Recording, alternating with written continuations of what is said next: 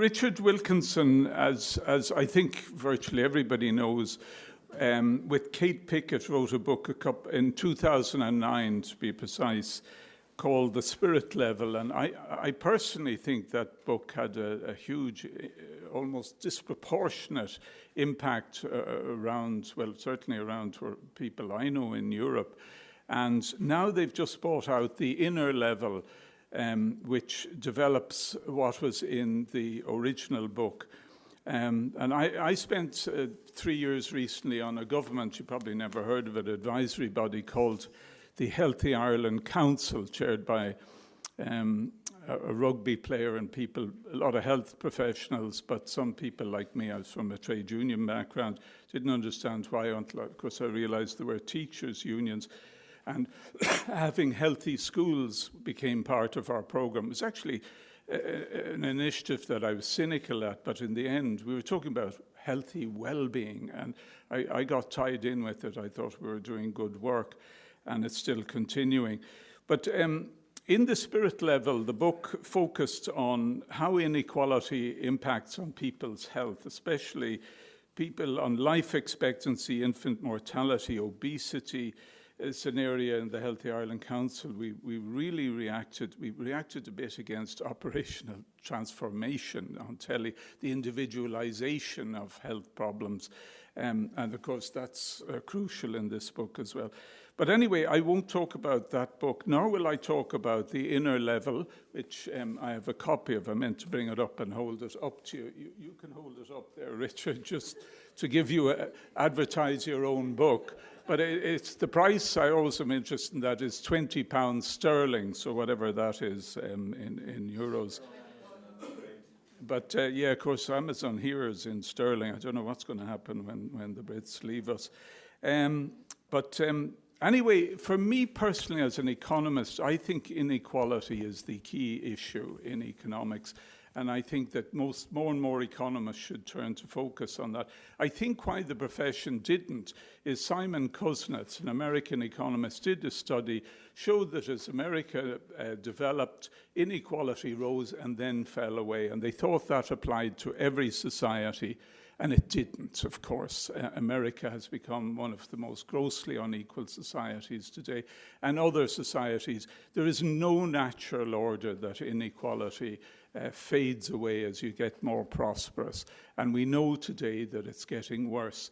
And the very important point that Richard and his colleague Kate Pickett are making here is that it has a big impact on health and therefore on budgets. For me, I think there's a very convincing argument, even to conservative economists, that if we continue to allow inequality to grow, and it is growing every year, and one of my key ways of looking at it, having a trade union background, is the share of national income going to labor is decreasing. In other words, the vast majority of people in society, around 60–70% who work, are getting less and less of the money, and those at the very top are getting more. And if you transfer, say, 10% of national income from 60–70% to 20%, they're getting an awful lot of money. And you can see they don't know what to do with it. And I just looked, I happened to do a blog for TASC on Aer Lingus, and it's owned by British Airways. Aer Lingus is doing very well, and they're making huge profits, but they don't know what to do with them. They're not investing them in jobs or planes. They're giving them back to shareholders who are wealthy people and other companies who actually won't know what to do with the money either. So you're building an inbuilt lack of demand in the economy, and this is going to cause trouble in the near future. And I think that's the most convincing argument to the right about let's share a bit of the wealth again, as we did with the social contract in the past. But I could go on and talk. There's a couple of points that I particularly liked in the book. One is on, if you like, corporate governance on the decline of trade unions, which is caused by a lot of reasons, not just globalization, but anti-union laws. Today there's a strike in a huge multinational called Lloyd's Chemists. It's not the local chemist shop, it's very big. They say, we have an Uncle Tom trade union in here, and that should make our workers happy. We don't want independent trade unions. Richard talks about co-determination in Germany, which is a bailiwick of against the abuse of corporate power. He talks about CEO pay. It just seems to be getting out of control again, and there's very little to curb it. And trade unions used to do that in the past.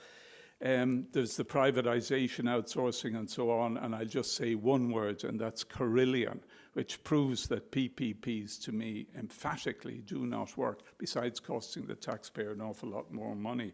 But anyway, without further ado, I hand over to Richard. Thank you very much.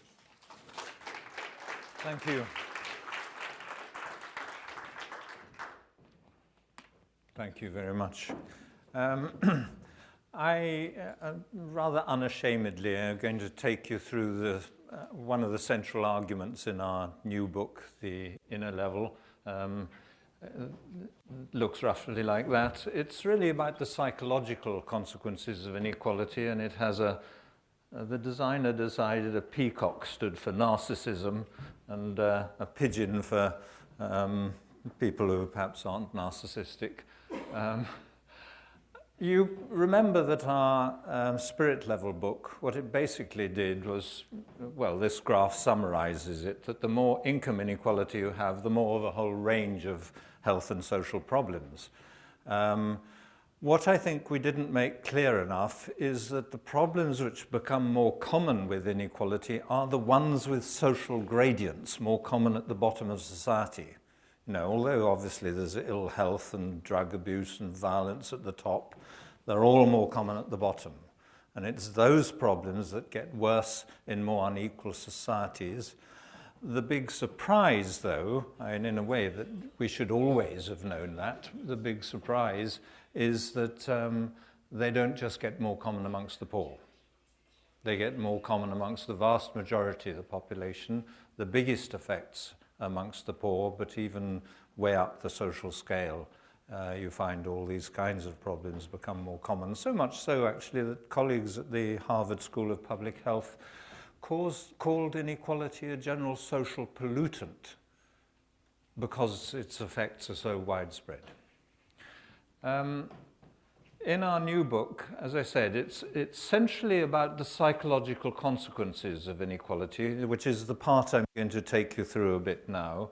But it then goes on to show what's wrong with some of the main stories that support inequality in our society, that make people think that it's inevitable, there's not much can be done about it. We show what's wrong with those arguments. And then lastly, the issues to do with how we reduce it and ways of reducing it that help us move towards sustainable well-being. But anyway, mainly on this section in the next few minutes, I think that there's a strange, I don't know what to call it, this sort of two images of our societies. There's, you know, these idea that we're happy, smiling, you know, this is how we present ourselves in photographs and so on. But if you catch people unaware, they're more like this. This is a photograph taken in London outside Oxford Street tube station. And they all look as if they're, I don't know, filled with anxiety, about to have a nervous breakdown, depressed. And actually, this comes from some organization in California, the Bay Area Peace of Mind. And actually, this is what they would like us all to be. So there's that, you know, there's that great gap between how we are and the sort of image we present. And just a couple of weeks ago, the Mental Health Foundation, I'm afraid these are figures for the UK, 74% of adults felt so depressed they were overwhelmed or unable to cope sometime in the past year. 3/4 of us. And almost a third had had suicidal feelings as a result of stress. And half that number, 16%, had self-harmed as a result of stress. And, you know, there's something going on that doesn't fit with this idea that, you know, we're living better than we've ever lived before. You know, we had sessions this morning on productivity. What we should be producing is well-being, sustainable well-being. And there's such a mismatch between the, we hope, ever-rising material standards and people's actual experience. I want to talk about the way, what inequality does to us, actually, is to make all those problems worse. I think of inequality as really affecting whether we have a very steep social pyramid like that, a social class hierarchy, if you like, or a much shallower one like that. You know, bigger material distances between rich and poor make bigger social distances. I sometimes say that inequality is a social relationship. It makes us into superiors and inferiors. It's that element of society that it, and I think actually the economist's idea of inequality is extraordinarily naive. It's an idea that inequality only matters if it creates extreme poverty or people think it's terribly unfair. They just don't realize at all how it gets into the social fabric of society and into our minds, and I'm going to show you that. I'm going to read you a few quotes to describe people's worries about how they're seen and judged. And I think if we live in a society, well, I think what our book shows is if you live in a society where people are valued very differently, you know, the people at the top supremely important and the ones at the bottom almost worthless.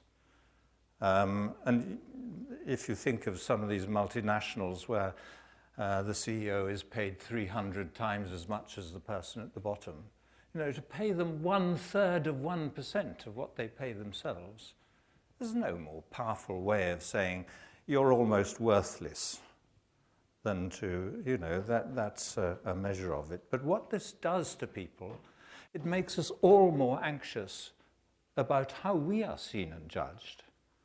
You know, if everyone has a position in society which is seen as a measure of our personal worth, we certainly all become more worried about our own sense of self-worth and how we're seen and judged by others. We also judge each other more by those issues to do with, you know, we use external wealth as almost as an indicator of internal worth. So the quotes, I don't usually read things, but I'm going to read these quotes. In an article in Oprah Winfrey's O magazine, her style coach, Martha Beck, discusses her experience of what she calls party anxiety. When exposed to other people, she says the real enemies are fear, shame, and cruel judgment.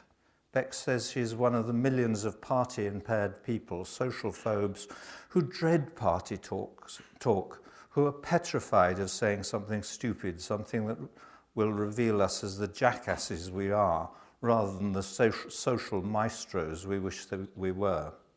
She says that she felt she needed a whole armory full of impressive weapons to survive a party, things like cleverness, thin thighs, social connections, and wealth.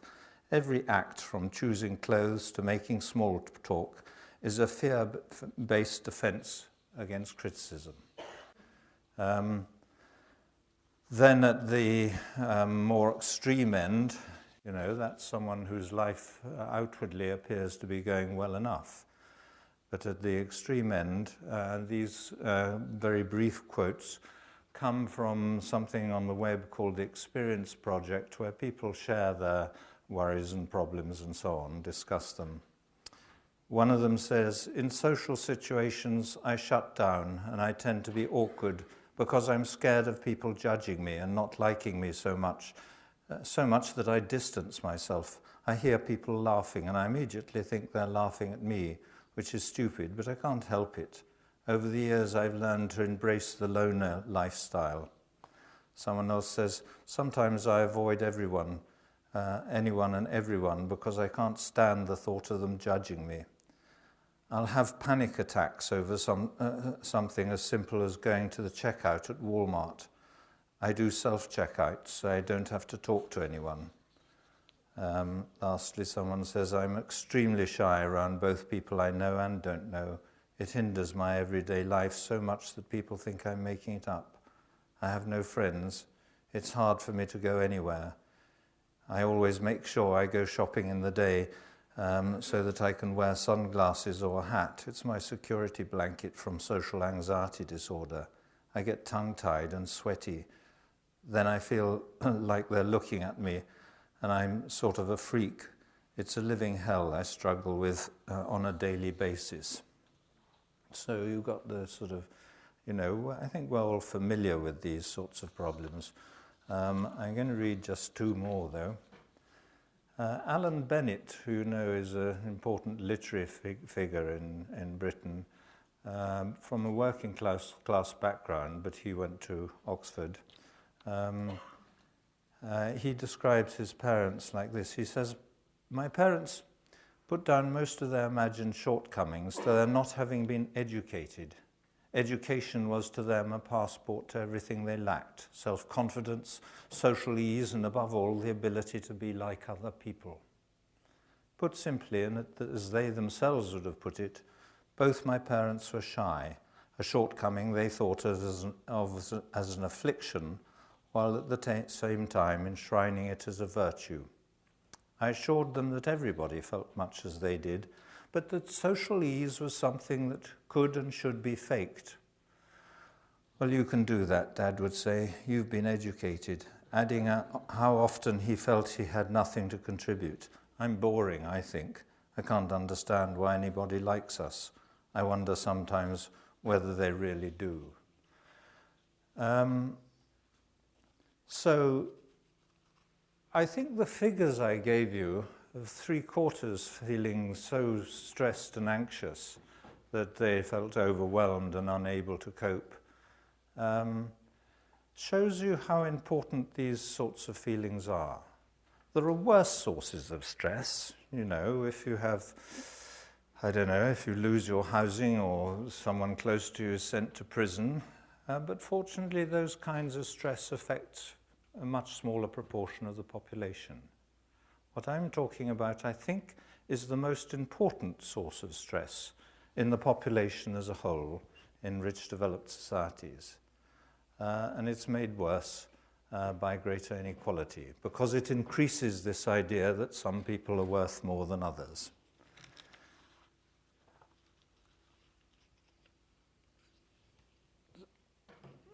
Interestingly, and we get used to people using icebreakers at conferences because these sort of anxieties are so common.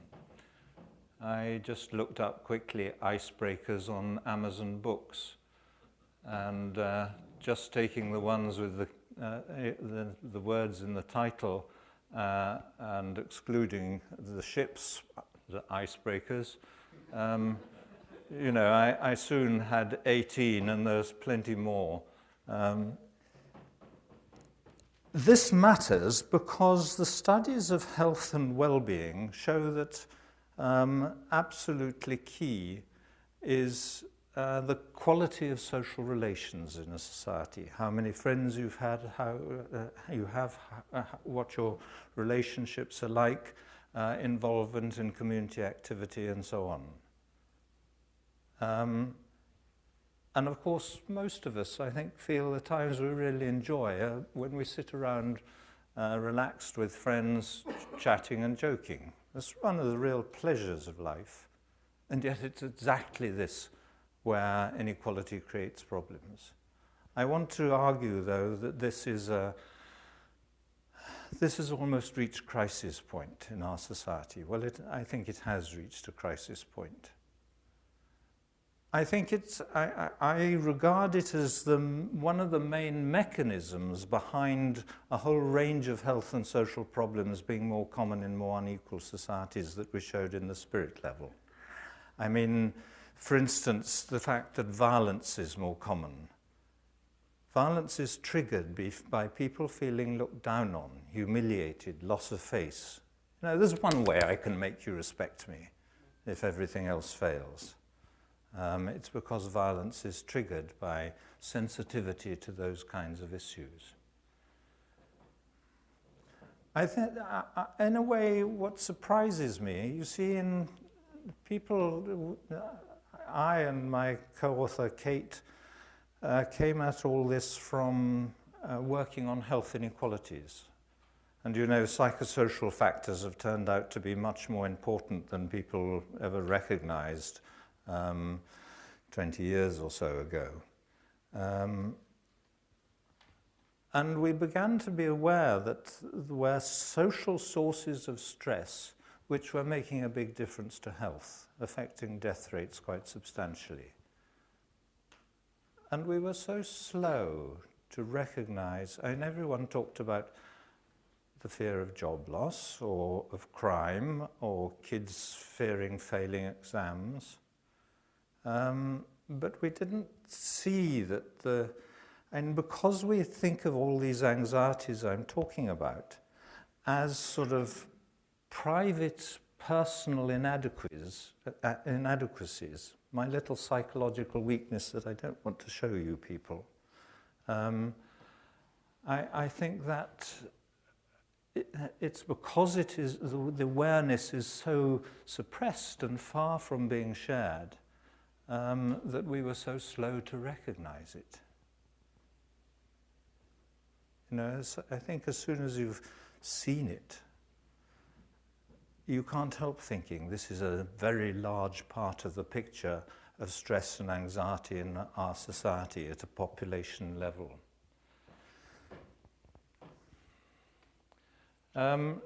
Richard Late, who I don't know whether he's still here, he was here earlier.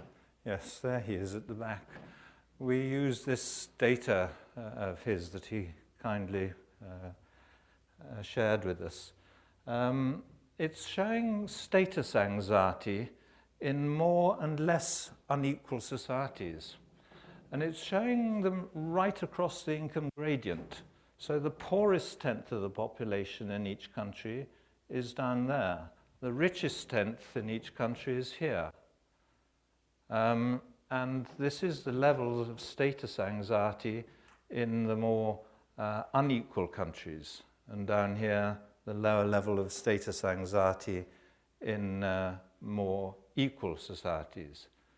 There's a gradient. It's higher amongst the poor, comes down, but you can see a substantial difference between more and less equal societies.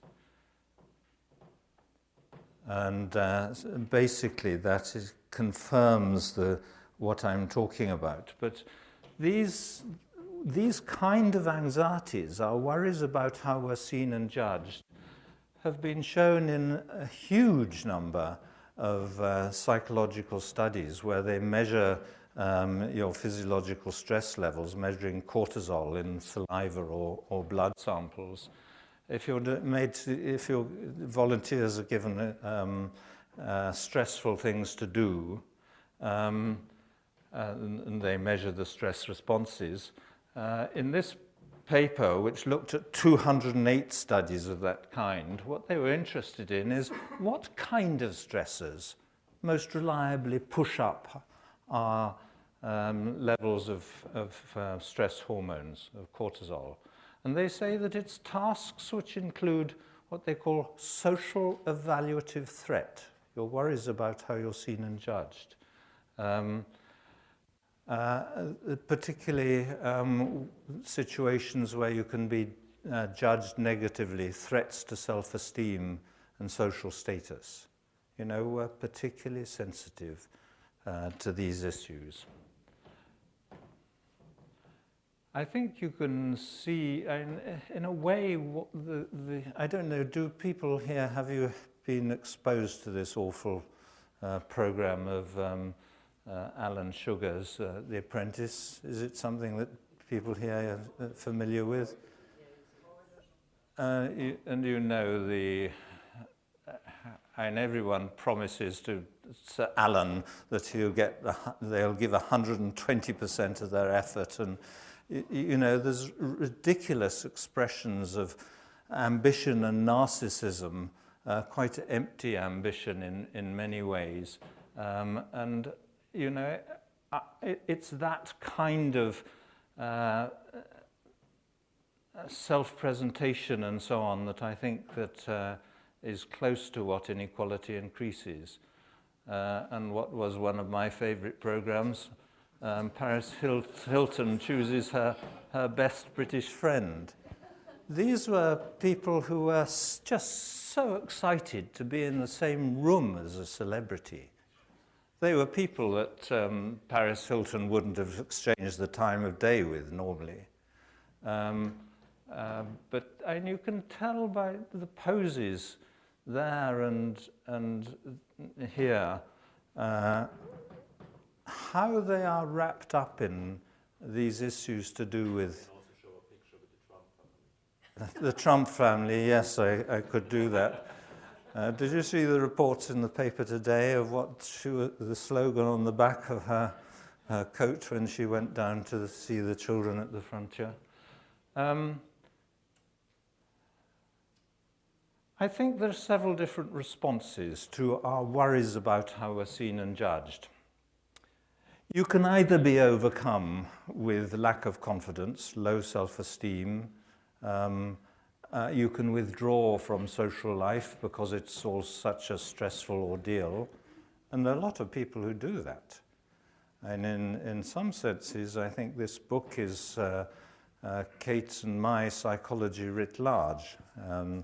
I always think, you know, if I invite people round to our house, they won't really want to come. They might come out of a sense of duty or embarrassment about saying no. And Kate doesn't like answering the phone unless it's her parents or her sister, so I always answer the phone. You know, we suffer from these things too in different ways. But there's also this response. You know, instead of feeling worried about your being inferior, you can also become quite narcissistic. You instead of being modest about your achievements and abilities, you start to flaunt them.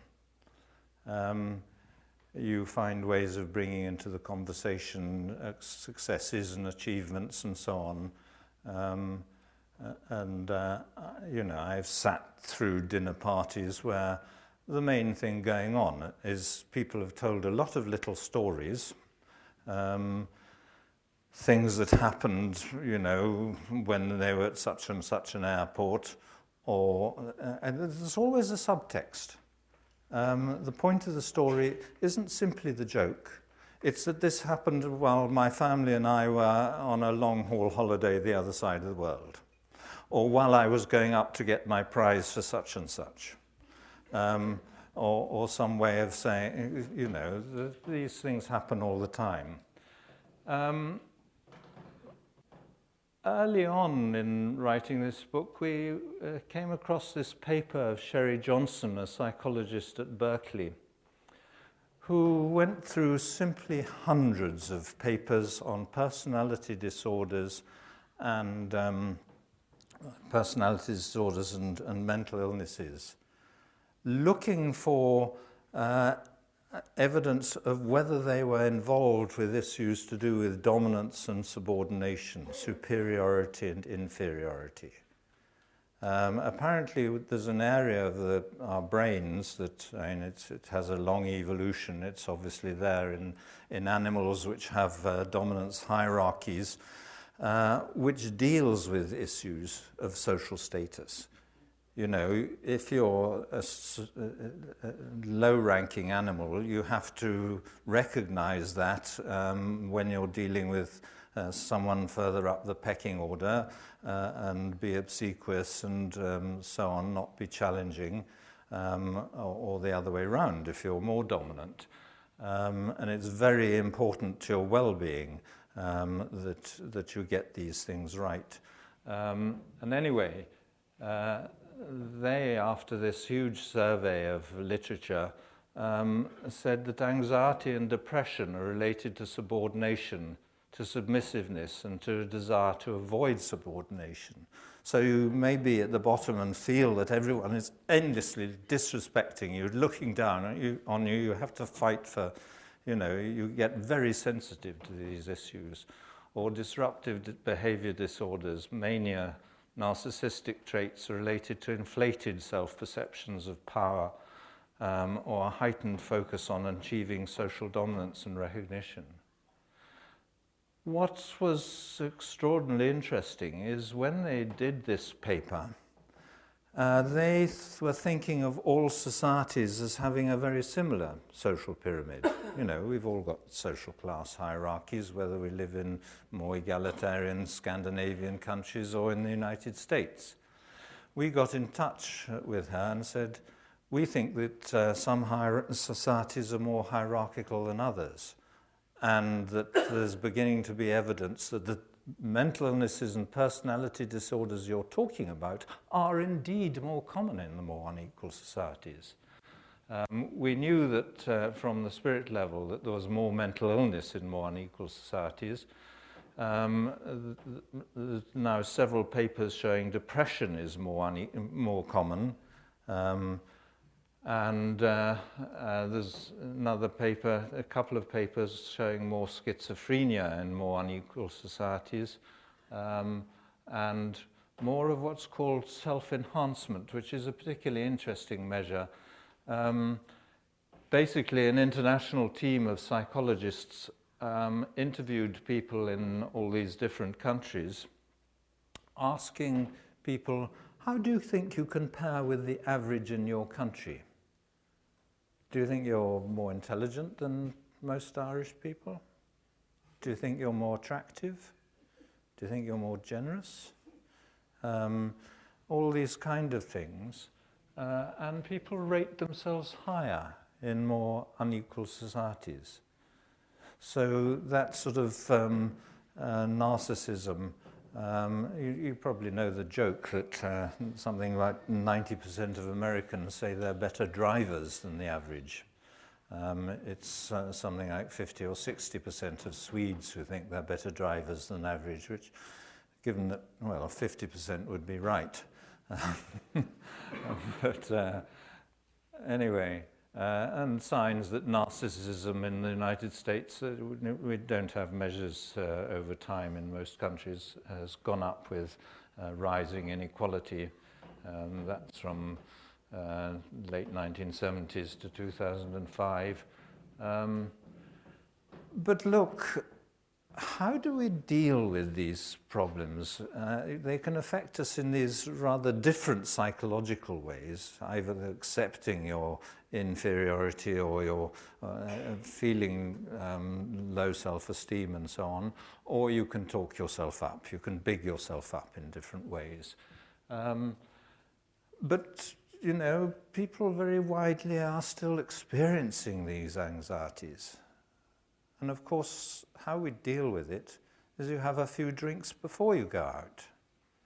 One of the uses of drugs is to help you relax.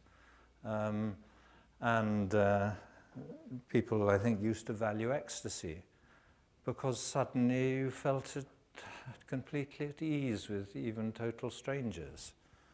And of course, that is so important to human well-being. As I said, the studies of health and... but the other way is through consumerism, the way we big ourselves up in other people's eyes. It's not that consumerism is my inherent desire for possessions. It's my endless attempt to show you that I'm a successful person. That you should respect me. And so, everywhere people are not only buying these expensive branded things, but making sure the brands show.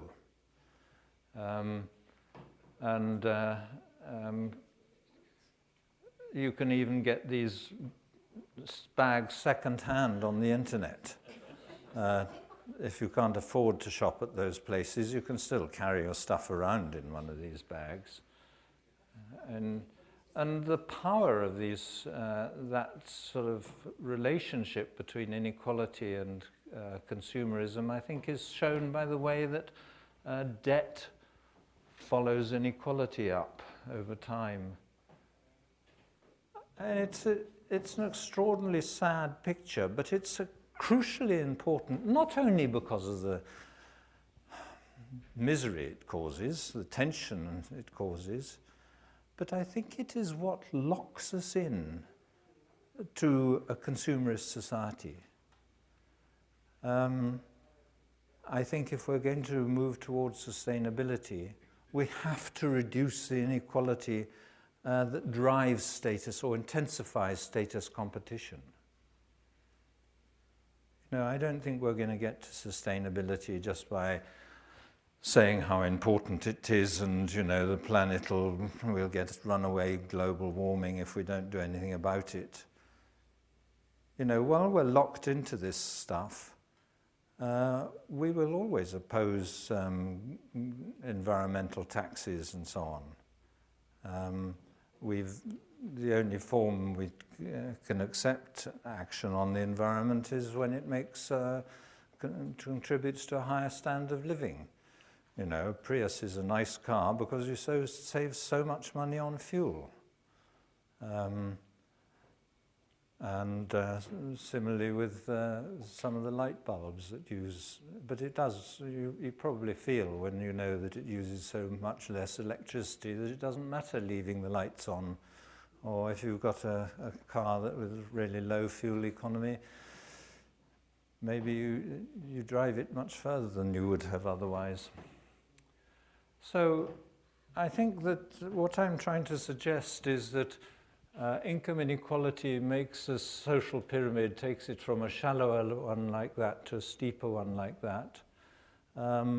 And it makes these issues to do with superiority and inferiority. I don't know whether you know Rees-Mogg, but that's him, and someone sweeping the streets.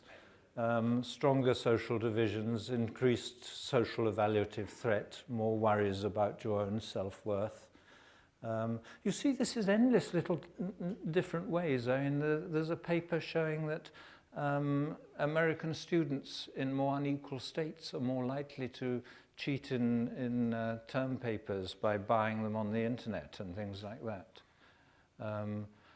And although I mentioned things like losing your home or your job as stressors, they're not in a way quite different stressors, because part of the reason why they are so stressful is because they're shaming or failing an exam or whatever. These things are interconnected, but that those anxieties lead to a decline in community life, very well established.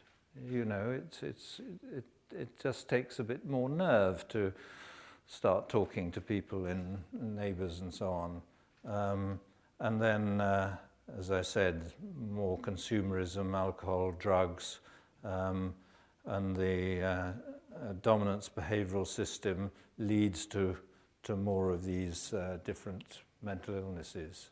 So that's the sort of causal process chain that I think we're looking at. Central, though, I think, to the damage that inequality does to our societies is shown in these next few graphs. This is a measure of civic participation. The proportion of the population who are involved in local groups, voluntary organizations, things like that, in relation to income inequality. And you see much lower in more unequal societies. Putnam's bowling alone, it shows the same, and in his earlier study of the regions of Italy, exactly the same. He's not interested in inequality, but he does, if you look at the footnotes and so on, there are clear relationships with inequality. There are also clear relationships shown again in a number of different papers between lower trust and more unequal societies. So our connectedness atrophies with more inequality. There's also a paper that shows that people are less willing to help each other in more unequal societies, less willing to help the elderly or to help the people with disabilities. So you see this sort of reciprocity declining. You also get rises in violence. This is from Martin Daly and Margot Wilson, and the red dots are American states and Canadian provinces here, and these are homicide rates, huge differences. You've got about 15 homicides per million population there, up to 150 here.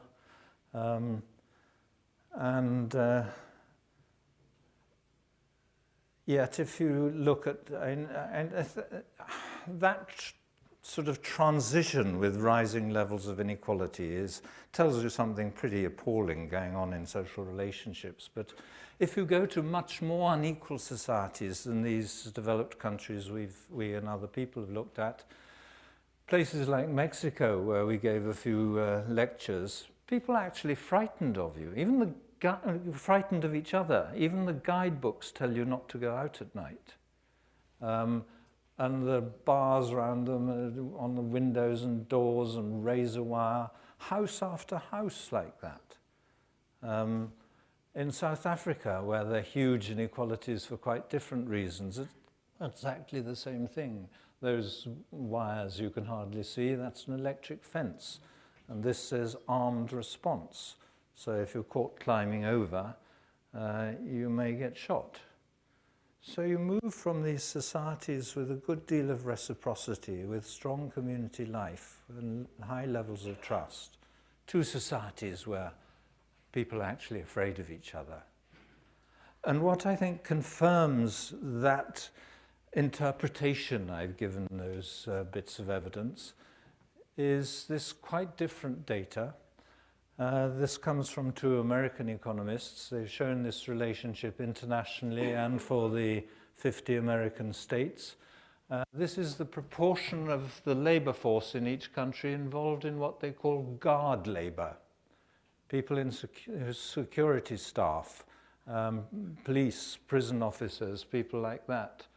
And with greater inequality, a higher proportion of the population, the working population, is involved in guard labor. These are the people we use to protect ourselves from each other. I think we have to see those sorts of processes going on in social relationships. And it's much more important than anything to do with how well our economies are doing in other ways. And I think actually we don't know, but it's probably a big determinant of how well our economies are doing. Interestingly, there's several studies that show bullying amongst school children is more common in more unequal societies. I'm mentioning that because I do think this is to do with our evolved sensitivity to social status, social hierarchy.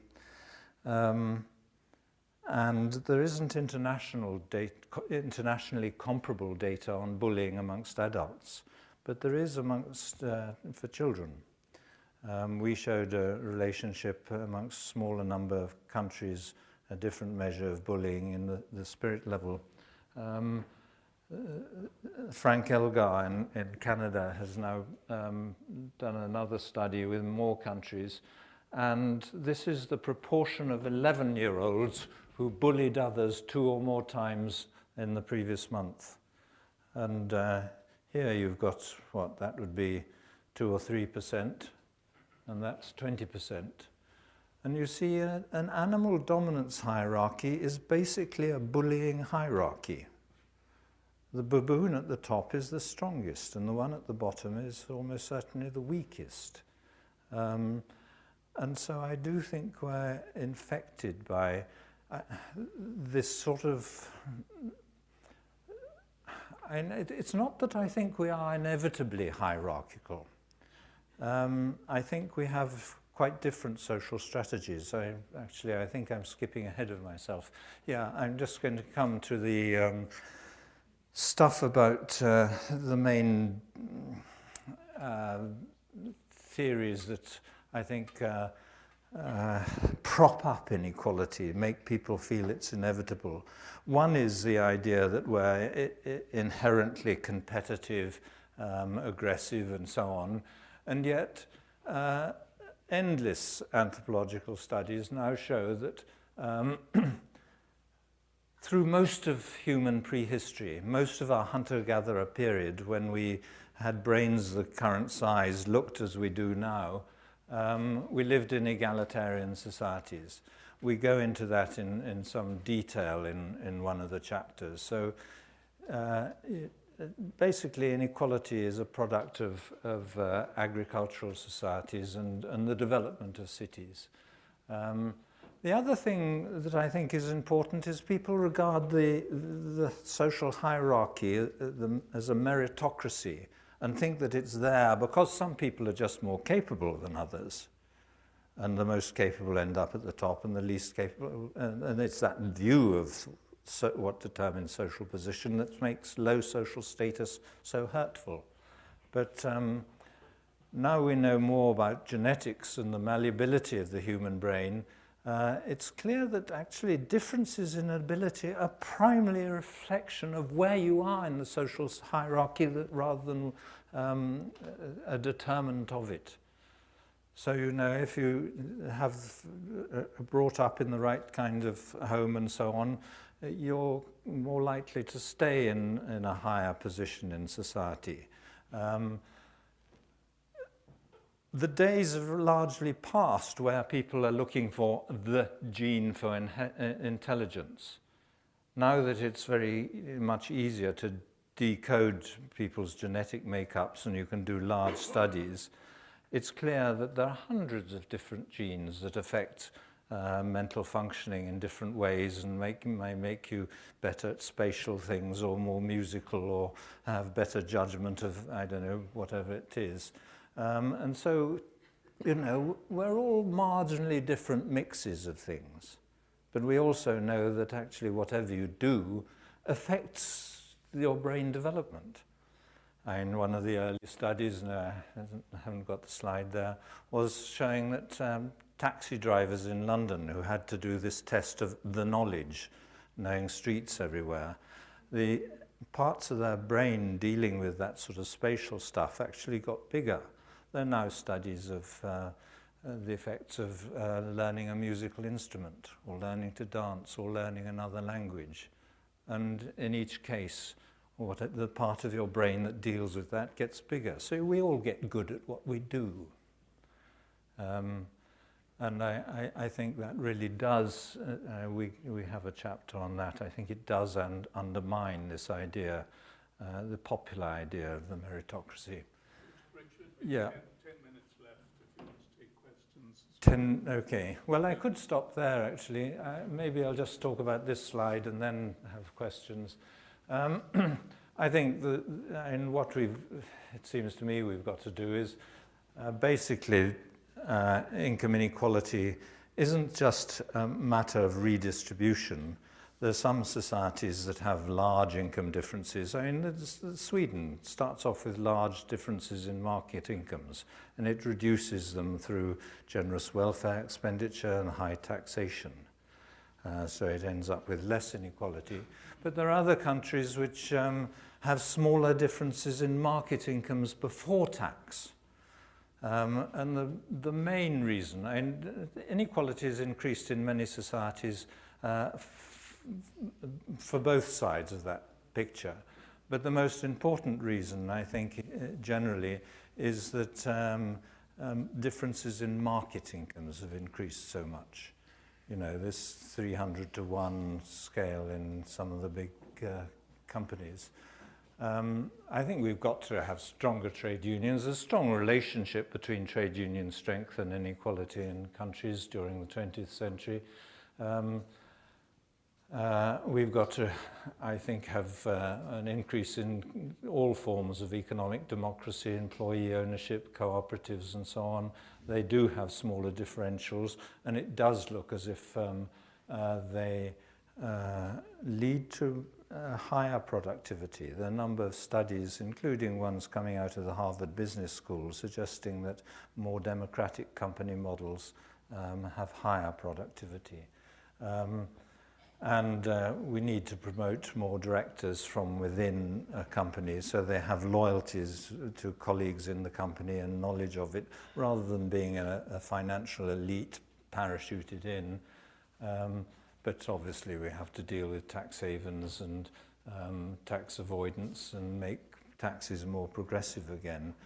But I think our long-term objective must be to move towards forms of economic democracy, to extend democracy, which is becoming increasingly meaningless in many countries, extend it into the economic sphere. So I'll stop there. Okay, thanks.